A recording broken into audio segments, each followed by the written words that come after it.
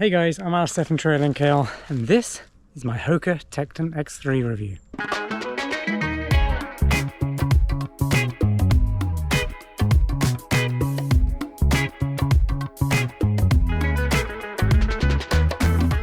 Who are the Tecton X3 going to be best for then? What are they designed to do best? Well, they're very much a trail racing shoe, designed for anyone who wants to move over technical terrain very quickly. They also offer some pretty good stability thanks to the wing plate. They have a really responsive ride, but the midsole has a ton of cushioning as well. And what that brings is a really nice springy, propulsive ride, but also protection underfoot from any sharp obstacles on the trails. And they're going to be really good for climbing uphill, steep descents, and even fast flats. And all of that I'm going to be testing today on this trail run. Now on paper they do literally look like the perfect trail running shoes out there. Every one of their stats looks amazing, so you'd expect it to perform really well. And so far, so good. Most of my runs so far have been climbing, very steep, single track forested trails with loose dirt, rocks, and lots of loose kind of slippy leaves. So far they've been holding up amazingly in terms of traction, but also how well they climb. Before I get into all that in my performance review, let's go over the key specifications. Well, first off, they cost $275. Yes, that's super expensive, but these are trail racing shoes. They do have PEBA midsole foam and even a carbon fiber plate running through the middle of it. Yes, it's a premium shoe, but I'd expect it to be. And I will let you know by the end of this review if I believe they're worth that price tag. How do they fit and how do they feel? Well, they fit true to size. They have a medium width and they're super comfortable out the box, but there are a few things I've noticed. Firstly, I would really like there to be a second one of these finger loops at the rear. That would make them so much easier to put on. What I do like though is there's plenty of room and there's stretch in the toe box thanks to this, what they're calling a dynamic vamp. And that works really well, so I'm able to splay my toes really nicely when climbing uphill, but also running on flats. And that's very important to be able to get maximum power out of your running, but also maintain good biomechanical form. Something I am noticing though, and it's kind of related to this one-piece gaiter like sock extension of the tongue or collars, this part here. Now while it does fit comfortably for the most part and performs exceptionally, I mean nothing is getting in between here, no scree or dirt is getting into this shoe, so it's doing its job perfectly. But where this gaiter kind of attaches to the collar of the shoe, I am kind of feeling it a little bit, and that's the same around the back and on the collar on the outside. So, you know, I am feeling it. I wonder what this will be like by the end of this 10k run. I will let you know if it does become an issue. So far it's not painful or anything like that. I just feel it and I feel like I shouldn't have to. And I was worried about having a built-in gaiter like that, how breathability would be within the shoe, but actually so far breathability has been really good thanks to the Matrix upper. That Matrix upper is best in the business right now. I'm seeing it pop up over lots of different trail running shoe brands. Spelt M-A-T-R-Y-X. If you're not familiar with Matrix uppers yet, go read my article I wrote all about them and how they're taking over your trail running shoes. I think you'll find it really interesting, and it is really interesting, all the technology that's gone into this fabric. So Matrix uppers are really quick drying, very breathable, stretchy, and also durable. Staying with the upper, I have to say that gaiter, the built-in gaiter, is performing better than any other gaiter I have experienced on a trail running shoe to date. So HOKA has absolutely nailed that and how it works. And then the lacing system, very traditional, kind of just secures your foot in there if you have more narrow feet, and it gives you a better fit. But for my feet, to be honest, I don't think I'd even need the lacing system.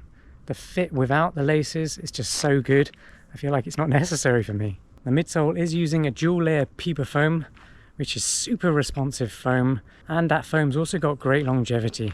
And there's also a carbon fiber plate sitting in between those two layers. That plate is actually winged, so if you see here, that is a section of the carbon fiber plate, and the same on the other side here. And what that does is help reduce that torsional flex and give you better stability on the trails and also control. Overall, the stack height is fairly low to the ground, which is great for a trail shoe. It gives you good response and control, and ultimately gives you more confidence on the trails when tackling technical terrain. The outsole is using Vibram's Megagrip, once again another component brand which is best in class right now. So it's really cool to see HOKA selecting various component brands and putting the best in class on this shoe. That's obviously what's contributing to the price of these shoes as well. If you're enjoying this review, please give it a like, share it with a friend, and subscribe to this channel for more running shoe reviews just like this one. Don't forget to hit that notification bell. That'll let you know as soon as new videos drop. It's also using the light base, which is the very thin rubber compound of Vibram Megagrip, which makes it lighter overall, and also traction lug, which is another Vibram technology, which is essentially the shape of the lugs and how effective they are at digging into the trail and giving you traction. The drop is 5mm from heel to toe, and they weigh 9.4 ounces for size US men's 9. The previous Tecton X weighed 9.1 ounces. Well, congratulations, you've made it to my performance review. Firstly, I'm going to share how they perform on the flats. Well, as you can imagine, just by looking at the statistics or specs, these shoes are so fast on the flats.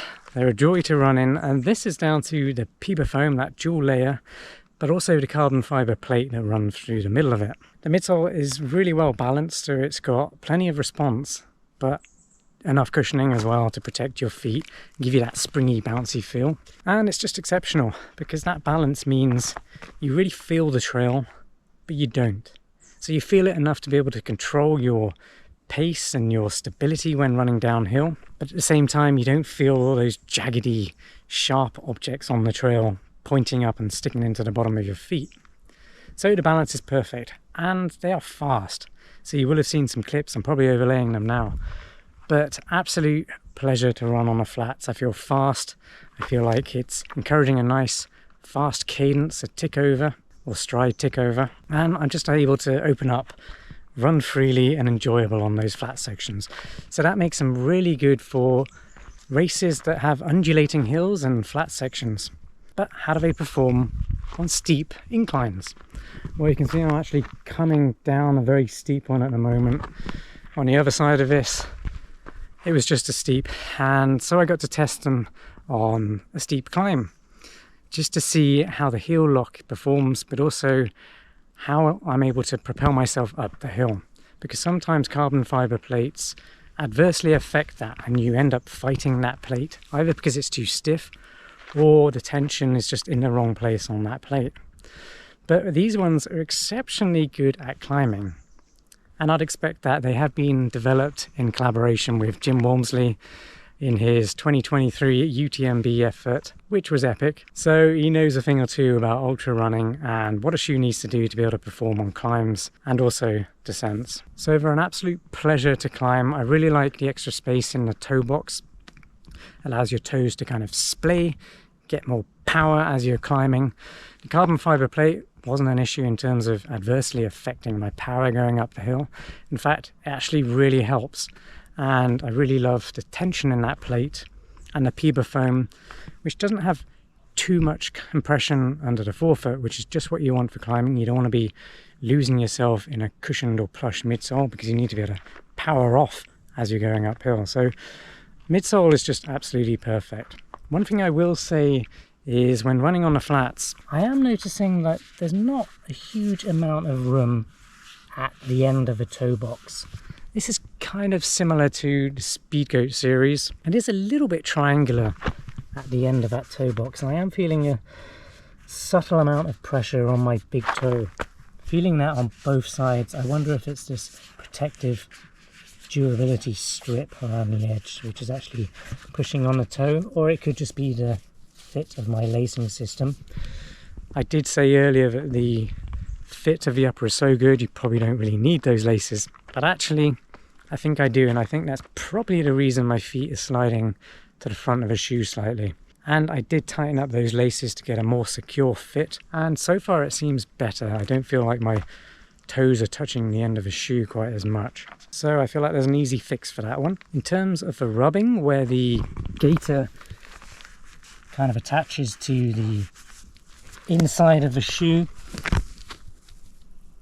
Well, I thought that might create some hot spots. So far it's been okay. I do still feel it there. I wonder if I was running in ultra in these shoes, how that might feel after 8 hours or so running in them. But so far I feel it, but it's not creating any blisters or hot spots. I just feel like that maybe could be improved in the next version. But you know what would make the Tecton X3 even better and more versatile? Well, actually bringing out a version without this gaiter, without this extended neck collar. I feel like that would create a shoe that's even more breathable with an even more comfortable fit. The Vibram Megagrip is just insane as usual. I've reviewed so many trail running shoes now that are using Vibram Megagrip. It's best in class, and you really do experience that when you're climbing up steep inclines, but also steep downhill sections with technical terrain.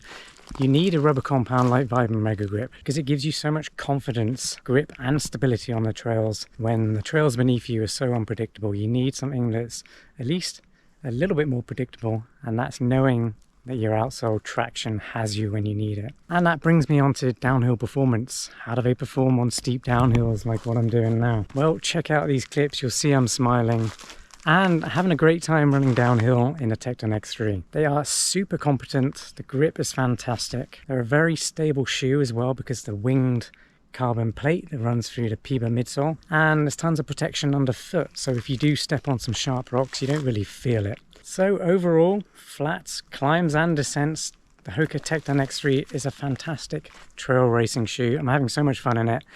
I can't wait to finish this run off. If you do have any questions about these shoes at all, just let me know in the comments down below. If you're not sure if they're for you as well, or if you have specific circumstances and you're not sure which shoes are going to be best for you, just let me know the circumstances in the comments and I'll get you hooked up with the best trail running shoes for you. Are they worth that $275 price tag then?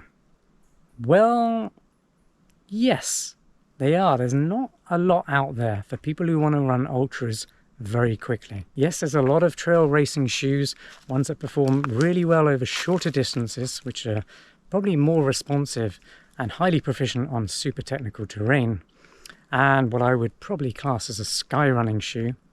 These aren't for that. These are trail racing shoes to allow you to run ultra distances very quickly, but they also handle technical terrain and long flat sections exceptionally well. So they are really in a class of their own, and there's not all that much out there to compete with it. Maybe you've got a Nike Ultrafly, but that's nowhere near as good as this shoe. So yes, if that sounds like you and you need the best there is for your trail racing endeavors, then 100% you've got to go out and try these. Now when it comes to the top alternatives out there right now, I did mention the Nike Ultrafly, but there are some other really good trail racing shoes out there that need to be on your radar. And for those, definitely head over to my best trail running shoes roundup. On there I categorize all the different types of trail running shoes, mentioning my favorite ones on there. Well, thanks for watching this HOKA Tecton X3 review. I really hope you enjoyed it. If you did, please give the video a like, share it with a friend, and subscribe to this channel for more running shoe reviews just like this one. Thanks again for watching, and I'll see you next time. Peace.